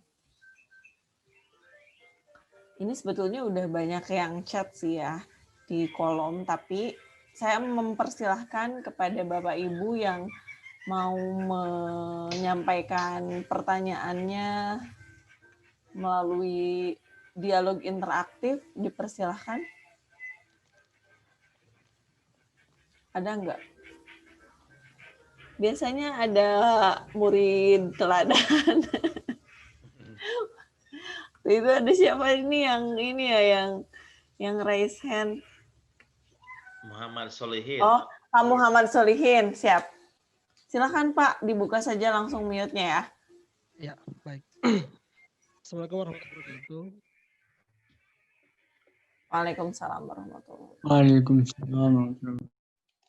Izin karena sempat absen beberapa kali dalam kajian ini. Izin Kang Yayan. Muncul tadi sangat tertarik ya tentang kajian social justice ya, atau distributive justice. Pak Solihin belum jelas. Suaranya masih samar-samar ya? Halo. Mungkin mic-nya itu kurang Malah enggak, malah di Neni jelas. Jelas ya. Nah ini memang perbedaan ini tidak terjadi pada pemikiran general saja. Ya, ini tidak pendengaran juga. Baik, saya langsung aja. Tadi menarik ya dari Mbak Naya. Saya mencoba untuk menarik dalam sebuah studi kasus agar pemikiran John Rawls dan Tyler tadi ini lebih pas ya kita bahas dalam Law in Reality.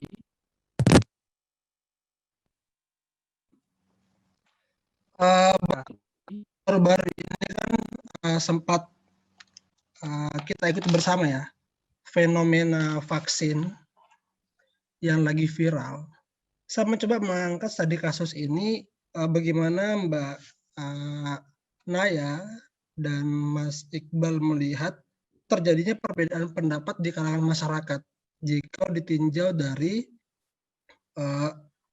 dua pemikiran tadi, dari John Rawls dan Taylor tadi, bahwa sikap terhadap keadilan pendistribusian hak untuk mengakses vaksin COVID-19 itu justru dilihat sebagai suatu hal yang kontroversial. Maka terbelahlah cara pandang masyarakat yang notabene negara melihat itu sebuah keadilan bahwa semuanya berhak untuk mengakses vaksin tersebut.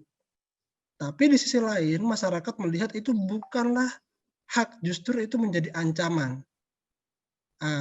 Terlepas dari motif yang mempengaruhi pola pikir mereka, yaitu hoax dan sebagainya, tapi faktanya muncul dua paradigma yang berbeda. Satu, objek yang sama dipandang dengan dua hal yang berbeda, yaitu sisi yang pertama melihat itu sebagai hak untuk mengakses kesehatan, yaitu berhak untuk memperoleh vaksin, dan di sisi lain juga ada yang melihat itu sebuah ancaman dengan motif yang bermacam-macam lah, yaitu dipengaruhi oleh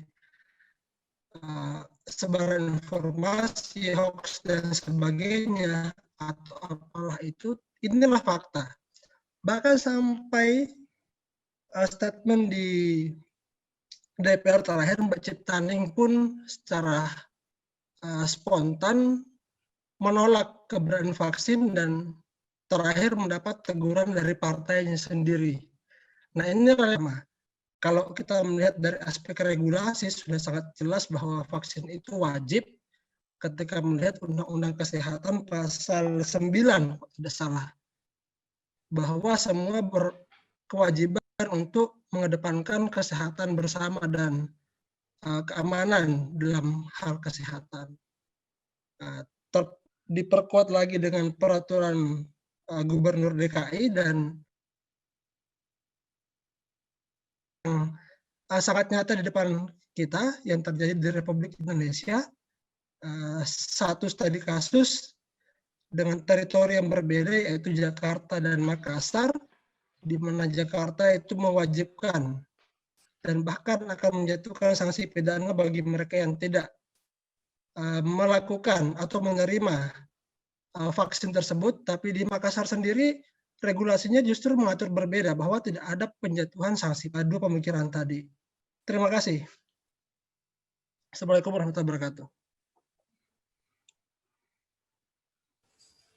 Waalaikumsalam warahmatullahi wabarakatuh. Terima kasih Pak Muhammad Solihin atas pertanyaan dan sharingnya ya bersama kita.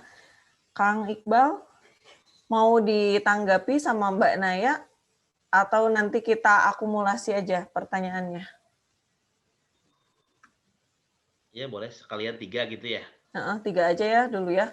Selanjutnya silakan. Ada lagi nggak? Kalau nggak ada saya bacakan yang ada di chat gitu. Yang raise hand silakan. Itu Bu Eni itu. Bentar. Bu Eni dipersilahkan Bu. Bu Eni, nah bisa dibuka aja mute-nya. Saya sudah tulis di chat sebetulnya. Oh iya. Apa yang ingin saya tanyakan, tapi mungkin untuk lebih jelasnya, saya ingin bertanya tentang bagaimana pandangan Tyler tentang hak politik perempuan ya, terutama untuk memenuhi kuota perempuan di DPR. Itu kan negara kayaknya sudah berusaha banget propaganda dan juga hal-hal yang membuka peluang agar perempuan dapat berpartisipasi ya Bu. Ya, berpartisipasi pada hal tersebut. Tetapi kenyataannya di samping masalah yang menghadang itu ternyata tidak pernah terpenuhinya kuota tersebut. Yang kedua juga ternyata kenyataannya perempuan yang menjadi anggota DPR juga banyak yang tidak paham isu perempuan dan juga malah menjadi hal-hal tidak menggembirakan lah gitu ya, sehingga beberapa undang-undang yang mengarah pada perlindungan perempuan itu tidak agak sulit terwujud. Ini menurut pandangan Tyler gimana ini? Oke, ini mewakili suara-suara perempuan, Kang Iqbal. Boleh lah. Soalnya banyak kasus ya Bu ya, yang kita sebenarnya sangat merasakan sekali bagaimana di lapangan. Yang secara substantif keterwakilan perempuan itu meningkat di pemilu 2019, tapi ternyata belum bisa menunjukkan kerja-kerja substantifnya gitu loh, Kang Iqbal. Ada lagi Bapak Ibu? Satu lagi. Iya, satu lagi. Oh, nggak ada, aku bacain di chat aja lah, Kang Iqbal ya. Iya. Bentar.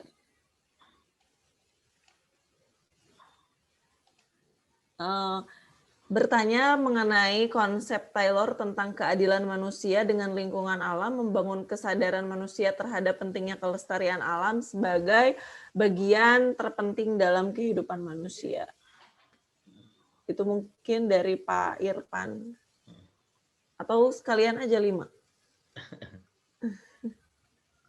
Gimana Kang Iqbal? Mau tanya Mbak Naya mau Mbak Naya, langsung 5 apa 3 dulu tuh? Nanti ini aja dibagi-bagi lah sama Kang Iqbal. Udah deh kayaknya 3 dulu deh Kang. Ya 3 dulu aja ya. Saya nurut Kang Iqbal ya. Mau siapa dulu nih yang merespon? Mbak Naya dulu, Mbak Naya. Oke, ladies first dulu deh. Ya. Baik, terima kasih. Oh ini suaranya menggema. Saya coba ini ya, nggak pakai video ya. Lebih baik ya? Iya. Oke, ya udah. Tanpa video aja ya berarti.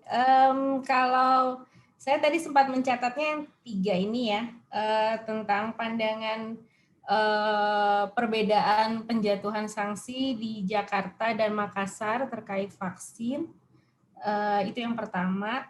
Untuk ini sih menurut, kalau misalnya kita memakai kacamatanya Taylor, yang saya bisa pahami, perbedaan seperti ini mungkin saja gitu. Jadi tapi ini tidak menghalangi tercapainya herd immunity by vaccine gitu ya, oleh baik di Jakarta maupun di Makassar menurut saya. Jadi memang kalau memakai pandangannya Taylor, itu memang perbedaan kebijakan seperti ini justru mungkin terjadi gitu. Mungkin kalau di Jakarta dengan keragamannya yang kompleks gitu ya, kita memang perlu kebijakan yang memang sifatnya tegas gitu ya. Semua harus ikut gitu, kalau enggak begini gitu ya. Mungkin karena memang pandangannya sudah terlalu keragamannya sudah terlalu banyak gitu, dan juga mungkin dari segi sosiologis juga sifat masyarakatnya itu terlalu beragam gitu ya. Jadi kalau misalnya kita harus menarik semuanya gitu, sementara ini kondisinya urgent ya gitu, sedang vaksin Sinovac aja kan bisa dipakai, itu kan juga pakai emergency use ya, dari BPOM gitu. Jadi memang dan Jakarta sendiri kita juga tahu hari ini aja udah 3.000 lebih gitu ya kasus barunya. Itu memang udah sangat-sangat mendesak gitu. Walaupun Makassar juga seingat saya juga zona merah ya, Sulawesi Selatan untuk kondisi pandeminya gitu. Tapi ya memang secara sosiologis beda gitu masyarakatnya. Jadi kalau misalnya ada kebijakan yang berbeda nggak apa-apa gitu. Tapi di sini kita juga melihat pentingnya tadi apa yang juga sempat disampaikan oleh Kang Iqbal, bagaimana kalau memang masyarakat, kalau Makassar kan selain less kompleks, masyarakatnya juga ini ya, mungkin juga luasnya gitu ya, tidak se-complicated Jakarta yang sangat tergabung dalam Jabodetabek gitu. Jadi kalau kita meminta masyarakat untuk menyadari bahwa ada common good gitu ya, yang perlu diwujudkan dengan pemberian vaksin, itu kebijakan yang sifatnya lebih persuasif itu masih bisa diterapkan gitu di Makassar. Jadi menurut saya ya mungkin saja justru ada bentuk kebijakan yang berbeda seperti ini gitu. kalau kita memakai kacamatanya Taylor. Sedangkan kalau untuk pertanyaan nomor 2, saya sih yakin ya kalau Taylor tuh menginginkan adanya partisipasi perempuan gitu, karena memang saya lupa apakah di dalam tulisan-tulisannya ada pembicaraan tentang perempuan ya, peran perempuan. Tapi yang jelas sih memang pemikiran dia kan mengakui adanya perbedaan gitu, dan dia memang juga mengakui bahwa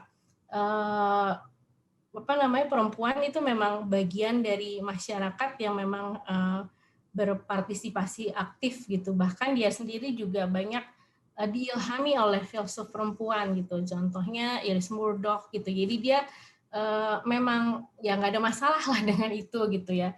Dan kalau misalnya peran perempuan memang harus bisa menyuarakan kepentingan perempuan juga, itu sudah selaras sekali menurut saya dengan pemikiran Taylor. Demikian pula dengan masalah kelestarian alam gitu ya, kayak kearifan lokal itu hal-hal yang sangat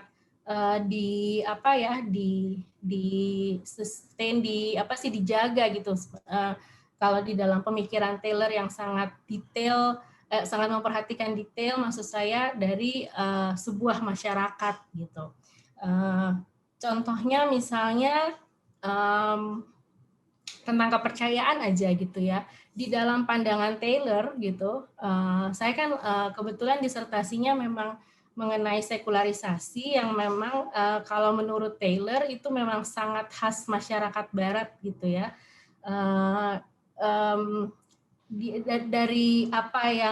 Dari bagaimana dia menguraikan sekularisasi itu memang sangat menunjukkan peran latar belakang itu penting gitu dalam sebuah masyarakat, sehingga misalnya kita mengerti konsep sekularisasi itu sebagai sebuah konsep yang dikenal umum, dikenal universal gitu, tapi pada dasarnya itu akarnya ya dari kehidupan masyarakat Barat gitu, dan itu harus diakui menurut dia seperti itu. Nah, kelestarian alam apalagi gitu ya, pemahaman untuk bagaimana melestarikan alam itu kan secara lokal, bahkan bisa berkaitan dengan agama-agama lokal kan. Di dalam pemahaman Taylor itu justru memang harus dijaga gitu. Buat dia, kalau saya bisa menyuarakan gitu ya pandangannya tuh, memahami misalnya saya pernah baca kalau nggak salah, saya Katolik dia bilang, tapi saya Katolik Barat gitu. Katolik di Indonesia misalnya, dia nggak bilang Indonesia ya, tapi Katolik di negara lain itu pasti ada kekhasannya gitu. Demikian pula juga akhirnya dengan pemahaman kelestarian alam ini gitu. Jadi kalau misalnya ada kearifan lokal dari masyarakat Dayak misalnya atau masyarakat Baduy dan sebagainya untuk menjaga kelestarian alam, buat Charles Taylor itu justru memang yang dia perjuangkan lewat pemikirannya. Demikian, terima kasih. Langsung ya, Tani ya. Oke, langsung Kang. Pertama soal vaksin ya. Jadi kalau dalam filsafat moral itu kan selalu ada 3 paradigma ya dalam melihat apakah pilihan tindakan atau kebijakan itu bisa diambil atau tidak ya. Pertama utilitarian, yang kedua deontologis, yang ketiga itu virtue ethic ya. Nah, orang seperti Charles Taylor tentu saja menekankan virtue sebagai dasar untuk menentukan apakah sebuah tindakan atau kebijakan itu bersifat etis atau tidak. Nah, kita coba bandingkan dari ketiga perspektif ya. Kalau kita pakai perspektif utilitarian, maka kita akan mengatakan menggunakan vaksin atau tidak menggunakan vaksin itu mana yang lebih mendukung pada the greatest happiness of the greatest number ya. Menggunakan vaksin dengan tidak menggunakan vaksin, kalau dibanding-banding mana yang akan agregatnya itu lebih menguntungkan masyarakat gitu. Nah ini soal interpretasi lagi perdebatan ya. Tapi orang pada umumnya akan menafsirkan kalau tidak pakai vaksin, artinya COVID akan tetap seperti ini, maka kita akan mengalami banyak problem kan. Ekonomi, hubungan antar negara juga problem, karena kalau negara lain misalnya sudah sembuh COVID-nya karena semua vaksinnya berjalan baik, sementara di kita vaksin tidak berjalan baik sehingga kita dicatat sebagai negara dengan COVID yang nggak sembuh-sembuh. Orang nggak mau berdagang dengan Indonesia, pariwisata juga nggak tumbuh ya, hubungan antar negara juga nggak bagus, semua kegiatan ekonomi produktif kita juga tidak akan bisa berkembang gitu. Jadi kalau dilihat dari segi maslahat, tentu saja penggunaan vaksin itu salah satu cara yang lebih masuk akal ketimbang tidak mau menggunakan vaksin untuk menyelesaikan masalah COVID. Ini pendekatan utilitarian, artinya di antara dua pilihan itu mana yang paling mendatangkan manfaat? Di antara dua itu yang paling masuk akal mendatangkan manfaat, tentu menggunakan vaksin. Nah, alur berpikir yang kedua itu alur berpikir deontologis ya. Artinya sesuatu disebut etis kalau mempertimbangkan hak untuk berbeda, hak untuk menolak, hak untuk menentang kebijakan masyarakat ya. Nah, dalam hal ini tentu saja dengan pendekatan yang deontologis kita tidak bisa memaksakan dengan kekerasan, dengan ancaman penjara. Orang yang nggak mau vaksin dipenjara misalnya atau diasingkan gitu. Itu juga melanggar hak orang. Orang jangan vaksin ya. Orang menolak untuk berperang, orang menolak untuk terlibat dalam proses pembangunan itu juga bagian dari hak yang harus dilindungi juga gitu. Jadi dalam proses pengambilan kebijakan juga tidak bisa kita menganggap orang yang nggak mau vaksin dengan pertimbangan yang bahkan mungkin aneh, itu irasional. Ya pendekatan hak mengatakan orang berhak untuk gila, orang berhak untuk berbeda, orang berhak untuk tidak sama dengan masyarakat gitu. Jadi dalam situasi itu masyarakat atau pemerintah bisa membuat semacam regulasi-regulasi ya, misalnya oke, kalau ada nggak mau vaksin, tapi tolong kalau ada sesuatu yang berpotensi mematikan, Anda harus sendiri, jangan sampai ketidakmauan Anda menggunakan vaksin itu kemudian menyebabkan orang lain terkena dampak gitu ya. Misalnya dengan berbagai aturan yang ketat, orang yang nggak mau vaksin misalnya dibatasi mobilitasnya ke ruang publik, harus setiap seminggu sekali dia swab test dengan biaya sendiri misalnya gitu ya.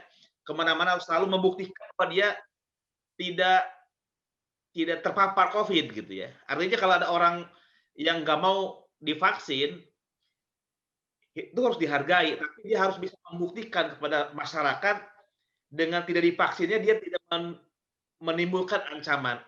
Anda berhak untuk tidak menggunakan vaksin, tapi Anda tidak berhak untuk menularkan penyakit kepada orang lain, kan orang lain juga punya hak untuk tidak mau ditulari gitu ya. Jadi ini pendekatan yang kedua, ini kemungkinannya.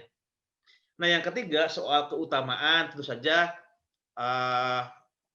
cara ya kita diskusikan ya dalam masyarakat tujuan bermasyarakat itu apa, kerjasama, keutamaan. Nah, kenapa orang sampai nggak mau vaksin itu alasannya apa sih? Coba kita diskusikan gitu. Jadi didiskusikan sehingga mana yang pilihan yang mendukung satu tindakan yang lebih rasional, tindakan yang lebih mendorong satu kehidupan yang lebih maslahat, kira-kira itu yang diambil. Jadi itu memang ketiga pola paradigma dalam melihat sebuah kebijakan atau tindakan apakah baik atau tidak tunggal gitu ya. Tapi kalau kita mengikuti Charles Taylor, tentu Charles Taylor akan mendukung perbedaan pendapat boleh, kemudian orang yang berbeda diperbolehkan untuk berkomunikasi, tapi pada akhirnya masyarakat juga punya kewenangan ya untuk kemudian membuat satu regulasi yang pada dasarnya memastikan bahwa masyarakat itu bisa survive, bisa bertahan, bukan hanya terhindar dari ancaman kemungkinan kesemrawutan gara-gara penyakit yang belum sembuh ya, pandemi, tapi juga mungkin ada situasi yang tidak nyaman gara-gara ada beberapa orang yang mungkin dianggap berpotensi menularkan virus, dan itu karena dia nggak mau menggunakan vaksin. Jadi saya pribadi sih dalam menafsirkan bagaimana posisi Charles Taylor lebih ke arah situ ya, sebagai seorang pendukung virtue ethic gitu. Yang kedua soal perempuan, jelas Charles Taylor orang yang mendukung politik perbedaan ya. Dia mendorong para komunitarian ini menolak dominasi, menolak tirani, menolak opresi, menolak penindasan. Jelas dalam sebuah masyarakat di mana perempuan lebih banyak, misalnya minimal 50-50 gitu ya, harusnya orang yang duduk di pemerintahan, di legislatif, di lembaga-lembaga penting, mencerminkan demografi. Harusnya, kalau ada perempuan 50% ya, di DPR 50%, di pemerintah 50% gitu. Jadi ada semacam keterwakilan, dan itu bukan sesuatu yang sementara ya. Kalau ada yang mengatakan, lah perempuan di DPR itu ya nggak terlalu memuaskan gitu ya. Emang anggota DPR yang laki-laki memuaskan, banyak yang lebih tidak memuaskan kan anggota DPR laki-laki itu. Yang korup, yang bermasalah banyak sekali anggota DPR laki-laki. Yang nggak ngerti politik laki-laki lebih banyak lagi gitu. Di pemerintahan, coba bandingkan menteri-menteri yang laki-laki dengan perempuan. Dalam banyak kasus menteri-menteri perempuan jauh lebih bagus performance-nya ya ketimbang yang laki-laki gitu ya. Jadi etosnya, kepeduliannya, tanggung jawabnya lebih perform. Sementara yang laki-laki itu sebagian banyak yang senang agak politis, kemudian cenderung tidak sekuat itu. Jadi kita tidak bisa mengatakan juga bahwa kalau perempuan itu belum perform di sebuah lembaga politik tertentu, ya mungkin karena dalam proses yang panjang di mana terjadi peminggiran ya perempuan dari ruang publik gitu. Justru itu menjadi penting memastikan representasi itu agar dalam jangka panjang perempuan terbiasa, perempuan bisa ikut menentukan proses pengambilan kebijakan, pengambilan keputusan gitu. Jadi banyak sih teman saya yang bilang, oh perempuan yang di DPR itu atau di pemerintahan itu nggak ngerti tuh isu-isu kesetaraan gender gitu. Ya kalau nggak ada perempuan lebih parah lagi di DPR. Kalau laki-laki semua lebih parah lagi. Paling nggak ada representasinya ada. Semakin lama, semakin tumbuh, apalagi semakin banyak perempuan yang terlibat dalam berbagai lembaga pengambilan kebijakan, saya yakin pasti akan mewarnai pengambilan keputusan yang tidak tidak laki-laki sentris gitu. Jadi saya menduga Charter akan mendukung representasi perbedaan etnis, agama, perbedaan jenis kelamin, perbedaan orientasi seksual dan sebagainya. Itu Teh Neni.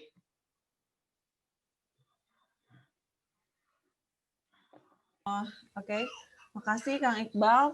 Ada lagi Bapak Ibu, jika memang tidak ada, oh iya, sekaligus mengingatkan nih kepada Bapak Ibu yang belum mengisi absen, bagi yang mau mendapatkan e-sertifikat dipersilahkan ya untuk mengisi absen dulu. Kang, ini ada pertanyaan nih dari Kang Ridwan Muhammad. Mau disampaikan nggak secara langsung? Boleh. Kang Ridwan. Konsep hermeneutik ini, Kang. Silakan. Silakan. Kang Ridwan Muhammad. Karena emang Taylor juga banyak berbicara soal hermeneutik, epistemologi, dan filsafat manusia juga ya, Kang. Silakan. Bacain aja katanya Pak Ridwannya lagi di luar. Oke, ya udah. Langsung dijawab aja ya. Ini Kang, bentar.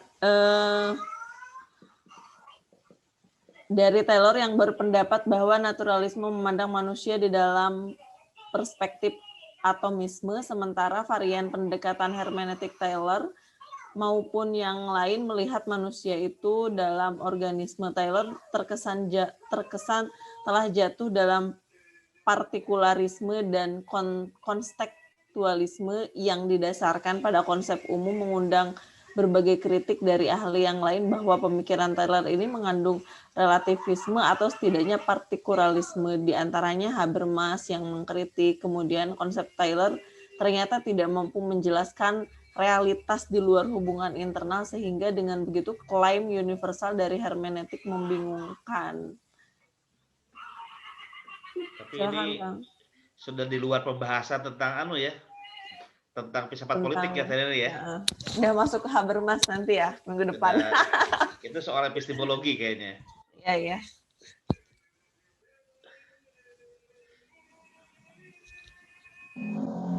Nggak ada lagi tadi ini ya, berarti cukup dong. Nggak ada, iya. Ini nggak akan direspon sama Akang yang ini. Iya, karena tidak sesuai dengan topik Topik pembahasannya. Oke. Saya kira kalau tidak ada dicukupkan sekian. Saya berikan kesempatan kepada Mbak Naya untuk menyampaikan closing statement. Dipersilahkan, Mbak.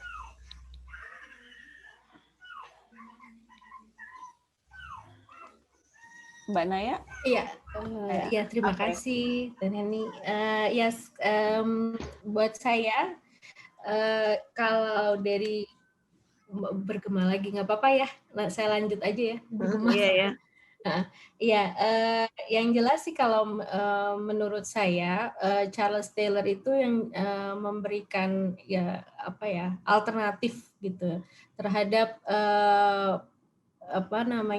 pemikiran dalam filsafat politik maupun filsafat pada umumnya, karena ya sama mungkin juga dengan para pemikir komunitarian yang lain, mereka mendobrak dominasi pandangan pemikiran liberal gitu ya, yang dalam praktek politik itu sebenarnya banyak dipakai gitu ya, terutama setelah dunia melewati Perang Dunia Kedua gitu, dan itu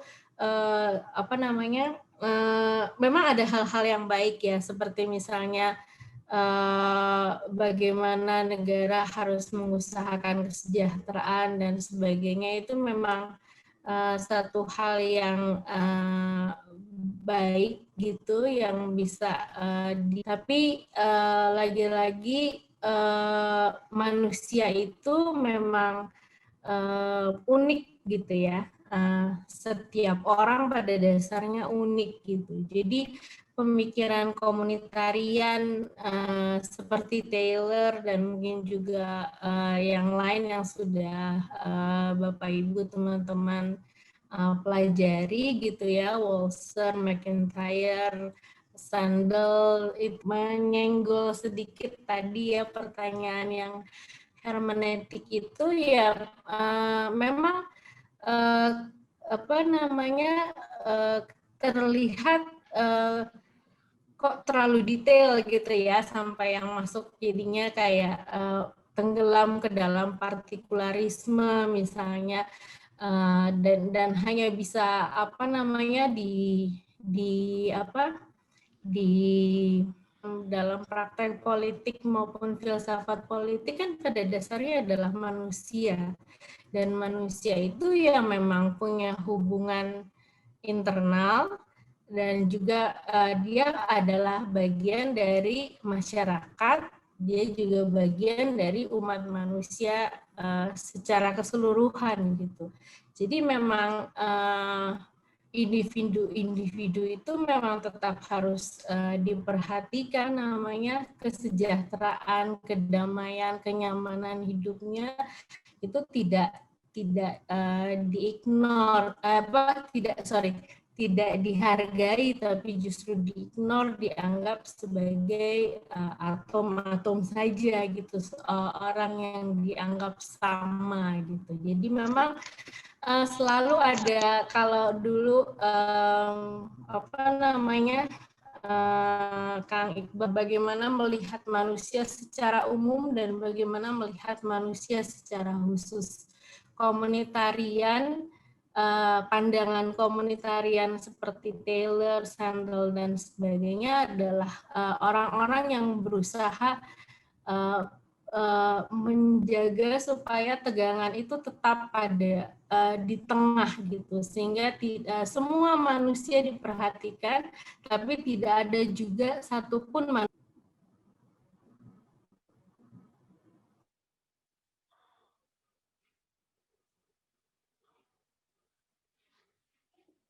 Unmute ya. Mbak Naya, Suaranya hilang. suaranya hilang Mbak Naya. Iya, udah selesai. Oh, udah selesai. Oh, udah. Mbak Naya atas pencerahannya malam hari ini. Semoga Mbak Naya diberikan kesehatan selalu ya, katanya lagi sakit dan mudah-mudahan setelah sembuh jangan sakit lagi. Terima kasih banyak Mbak Naya. Selanjutnya Kang Iqbal. Baik, terima kasih. Pertama, saya ingin mengatakan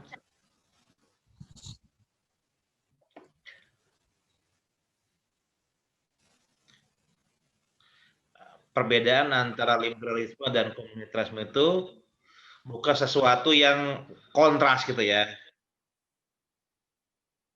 Jadi ada beberapa aspek dari liberalisme yang sebenarnya diterima oleh komunitarian. Soal keadilan distributif oke. Soal kesejahteraan oke.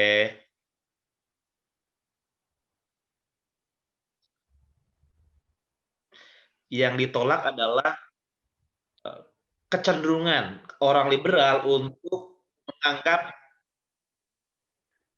itulah satu-satunya hukum yang berlaku untuk semua tempat dan semua waktu gitu. Jadi ada berbagai pola keadilan, ada berbagai pengertian, ada tergantung waktu, tergantung tempat. Jadi nggak bisa termasuk soal identitas ya. Itu tidak bisa digunakan dengan pendekatan redistributif seperti yang dibayangkan Rawls. Tapi juga ada pendekatan politik rekognisi ya, artinya pengakuan identitas, pengakuan perbedaan, itu sesuatu yang juga penting diperhatikan untuk kitanya keadilan. Itu barangkali Teh Neni dari saya ya terkait Charles Taylor.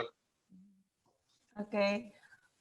Baik, terima kasih banyak Kang Iqbal juga atas pencerahannya malam hari ini.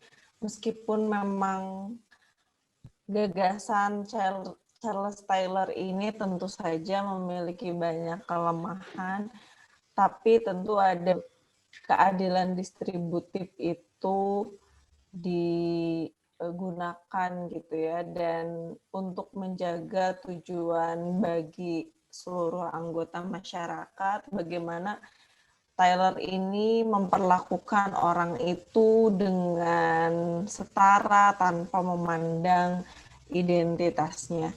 Bapak Ibu sekalian, dan ini juga menjadi pengamat atas kehadirannya di malam Jumat ini. Nanti kita ketemu di pekan depan. Kang Iqbal, nanti pekan depan kita akan membahas apa?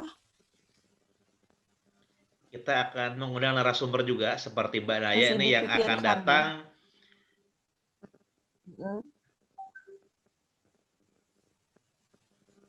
Pater Otto Gusti. Tentang gagasannya siapa, Kang? Pater Otto akan bedah bukunya Michael Sandel secara khusus yang berjudul The Tyranny of Marriage ya.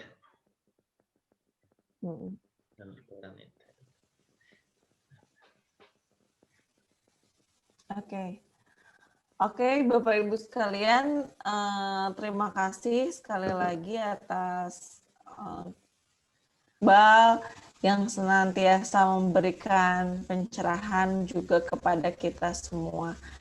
Demikian, billahi taufiq wal hidayah. Wassalamualaikum warahmatullahi wabarakatuh.